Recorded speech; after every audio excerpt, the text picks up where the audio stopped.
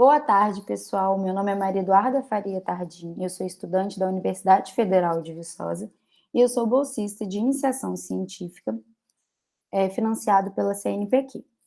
E nesse vídeo eu vou mostrar um pouco sobre a expressão diferencial das isoformas de Broad Complex durante o desenvolvimento larval em operárias de Apis mellifera.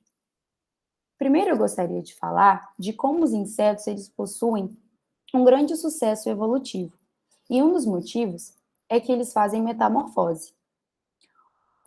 Existem dois principais grupos, os insetos hemimetábolos, em que a ninfa se diferencia do adulto pela ausência de estruturas reprodutivas e asas, e os insetos holometábolos, que fazem metamorfose completa, correspondem a 83% dos insetos, e entre o estágio de larva e adulto, existe o estágio de pupa.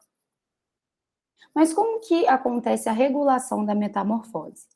Principalmente por dois hormônios. A equidisterona, que permite a muda e é um hormônio produzido na glândula protorácica, tendo como gene de resposta o fator de transcrição E93, e o outro hormônio que é o hormônio juvenil, que é produzido pela glândula corpora lata e ele impede uma metamorfose precoce, até que tamanho e pesos ideais sejam alcançados. Ele possui como gene de resposta o fator de transcrição crúpio e seu receptor é conhecido e é o metopreno tolerante, mais conhecido como MET. Esses três fatores de transcrição, o E93, o crúpio e o MET, eles fazem parte da via MEK-RE93, que é uma via que ainda está sendo muito estudada e ainda precisa que certos aspectos sejam elucidados. E um deles é a expressão do E93 e do Broad Complex, o gene de interesse no estudo. O Broad, ele é um gene de resposta inicial dos equidisteroides, ele é um integrante das vias do hormônio juvenil e dos equidisteroides, ele possui uma região terminal comum, que é o domínio BTB, onde é a interação de proteínas, e uma região terminal, que seriam os dedos de zinco, onde há a variação das isoformas. É uma região onde tem interação com o DNA. Ele é descrito em vários organismos, e ele possui certas variações na abundância das isoformas. Por exemplo, em Aedes, a gente encontra 4, na Blatella germânica, 6, e na Drosophila melanogaster, 4 também. Ele possui diferenças nas funções entre os insetos. Nos hemimetábolos, ele está relacionado com a formação das asas. Em holometábolos, ele permite a formação da pupa. Há estudos indicando outras funções também do gene. É o caso da ovogênese em Drosophila e da vitelogênese no Aedes. Falando um pouco, né, sobre a via MEK-RE93, né, na diferença dos M e dos holometábolos, na presença do hormônio juvenil, né, com o seu receptor MET e com a resposta do crúpio, o Broad, ele vai atuar no último estágio de ninfa, na produção, na formação, né, das asas. Já no holometábolos, né, também com a presença do hormônio juvenil, seu receptor e a resposta do crúpio, o Broad ele vai estar relacionado com a formação da pupa.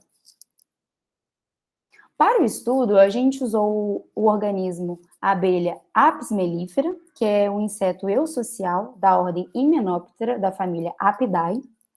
A sua colônia é formada por 3 adultos, a rainha, que tem uma função reprodutiva, a operária, que tem uma função, né, da manutenção da colônia, e o zangão, que também tem uma função reprodutiva.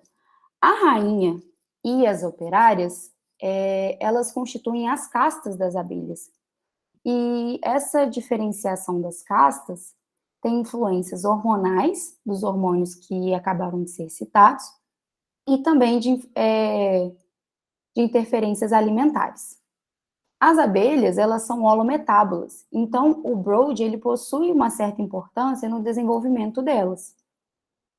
Há estudos que indicam a influência dele na longevidade das células do corpo gorduroso, no sistema nervoso e nos ovários. Mas não há estudo em relação ao desenvolvimento pós-embrionário. Então, é esse o objetivo deste trabalho, é analisar a expressão das isoformas do gene, Broad Complex, no desenvolvimento pós-embrionário em apis mellifera. Em relação à metodologia, foram coletadas apenas operárias, e o método para coleta e identificação das fases foi de Michelet Soares, que analisa o peso e a morfologia para diferenciar as fases, a extração do RNA em trisol, posteriormente a quantificação desse RNA no aparelho nanodrop, usando a razão 260 por 280 para averiguar a qualidade do RNA, valores iguais ou maiores a 1,8 são considerados satisfatórios.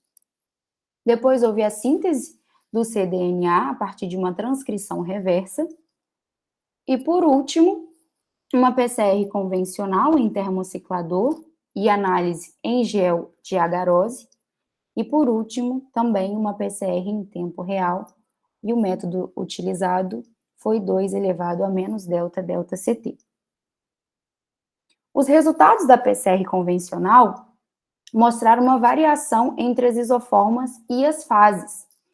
De Z1 a Z4, a gente tem a presença das isoformas em todas as fases, dando destaque em Z1 para a fase L4, S3 e PP1, em Z2, mostrando um pouco de variação entre as fases F2 e F3, em Z3, uma alta expressão em todo o desenvolvimento, em Z4, também dando um destaque em S3 e PP1, apenas em Z5, que ela não foi muito expressa.